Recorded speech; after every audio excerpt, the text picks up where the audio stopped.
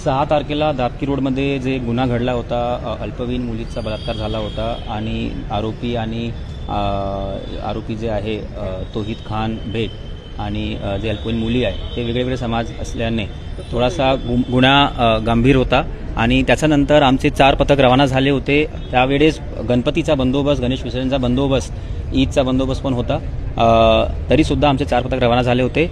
5000 किलोमीटरचा प्रवास आमची टीमने केलेला आहे। 10 जिल्ह्यामध्ये आमची टीम गेलेली आहे, 5 राज्यामध्ये गेलेली आहे, गुजरात, यूपी, एमपी, दिल्ली, महाराष्ट्र आणि 10 जिल्हा भुसावल, सूरत, अहमदाबाद, आग्रा, दिल्ली, झांसी, भोपाळ, देवास, शिवपुरी, गुना आणि नंतर काल रात्री आम्हाला यश भेटलेलं आहे। आरोपी इंदोरमधून अटक केलेला आहे अकोला पोलिसांनी। त्याच्यामध्ये 8 जिल्ह्याचे एसपी सोबत मी स्वतः बोललो होतो। त्यांनी नाकाबंदी पण वेळोवेळी लावली होती।